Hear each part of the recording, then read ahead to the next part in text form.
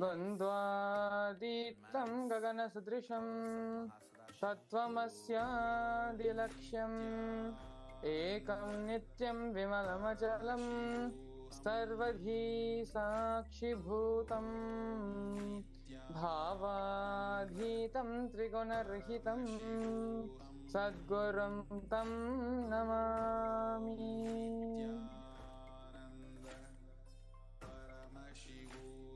Nityanand, we welcome all of you to today's Nityananda Satsang, to today's pre-Satsang segment with the grace and blessings of the Supreme Pontiff of Hinduism, Bhagavan Sri Nityananda Parameshwar.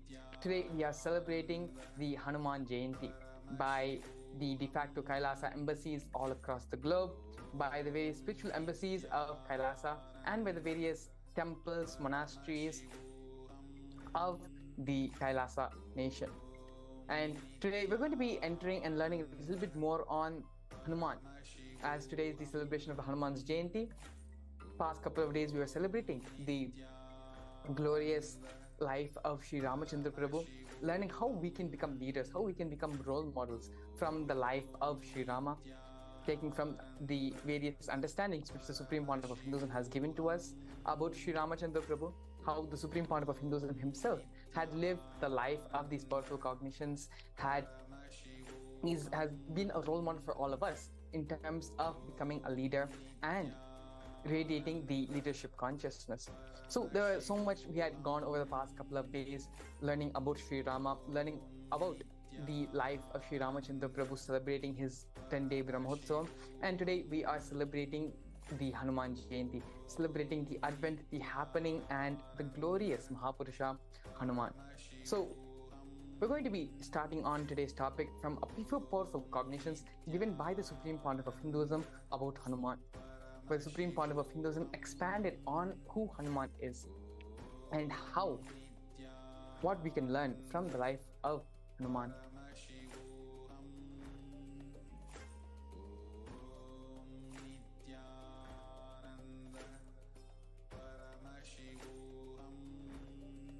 Yes, so the Supreme Pontiff of Hinduism, first and foremost, the life of Sri Ramachandra Prabhu, the life of Sri Hanuman, the incarnation of Paramashiva, happened on the planet to serve, to be there and support, be a catalyst for the mission of Sri Ramachandra Prabhu.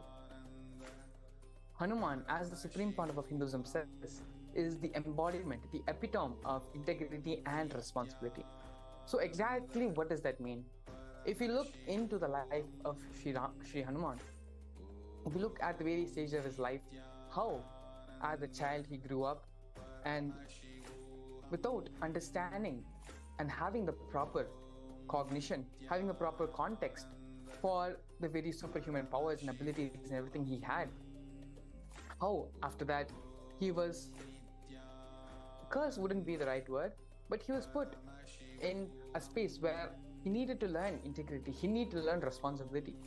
And so even for a person like Hanuman, who was born with all the powers, who was born with all the extraordinary gifts and all the things needed for him to fulfill his avataric mission on the planet, integrity and responsibility, one of the first things which he learned growing up. Growing up, he learned integrity, he learned the principle of responsibility. And then when the master happened in his life, it was the ultimate gift for Sri Hanuman. The integrity Hanuman has to Sri Rama, to Devi Sita, is unmatched by any other person,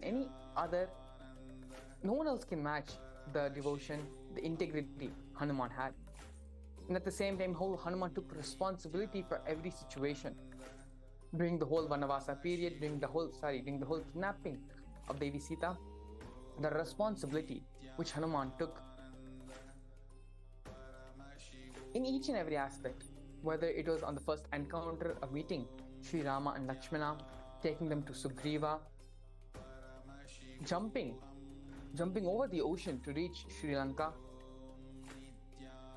acting as an ambassador for Lord Hanuman, trying to find diplomatic solution to get Devi Sita back.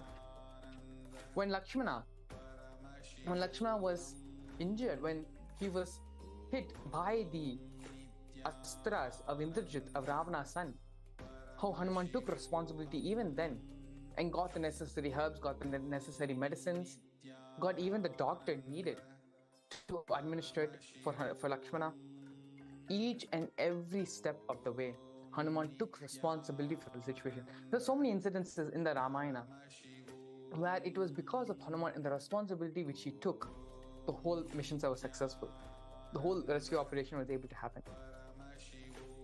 Even when the Mayavadis of Ravana, when they were sent to somehow get rid of Rama and Lakshmana, even then Hanuman was the one who took the responsibility to protect Rama and Lakshmana. Even after still they had been abducted, Hanuman went after them, went behind them, and was able to bring them back.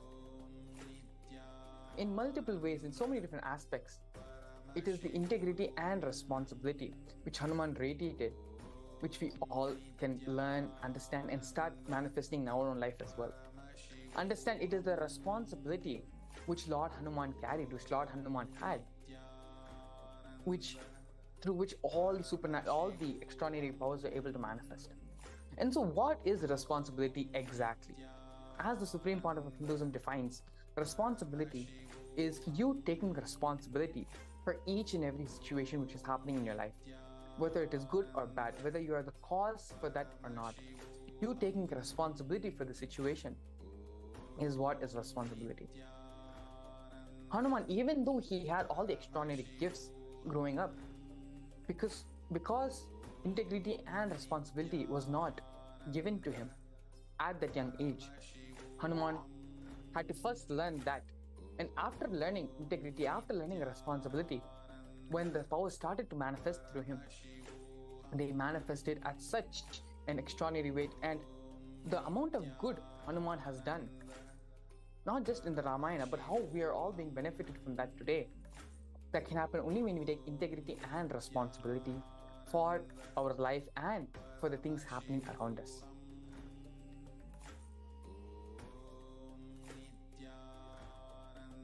So let us understand this a little bit more deeper about responsibilism. Responsibility, as we mentioned earlier, is taking responsibility for everything happening in and around us. How much ever we have feeling for, that much is our space for us to carry responsibility. When we feel we are responsible for our family, that is what we're going to be responsible for. When we feel we're responsible for a community, we'll feel we will become responsible for that community. When we feel we are responsible for a society or for a country, we become responsible for that. To the level of which where we have our feeling, that is the amount of responsibility which we are going to take in life. Many people feel that, yes, I want to take responsibility for this. I want to be a leader. I want to be a big person in my life. But they are not sure exactly how to go about it. That is because the feeling in us needs to change. The Supreme Pontiff of Hinduism beautifully says, how much you feel you are responsible for, that much you become responsible for. Whether you actually do something about that is a secondary thing. But feeling the responsibility in you, that is what is necessary to manifest the space of responsibilism. The Supreme Pontiff of Hinduism, because Swamiji is in the space of not only taking responsibility for himself or just for a group of people or just for a country, but taking responsibility for the whole world, the entire cosmos itself. The Supreme Pontiff of Hinduism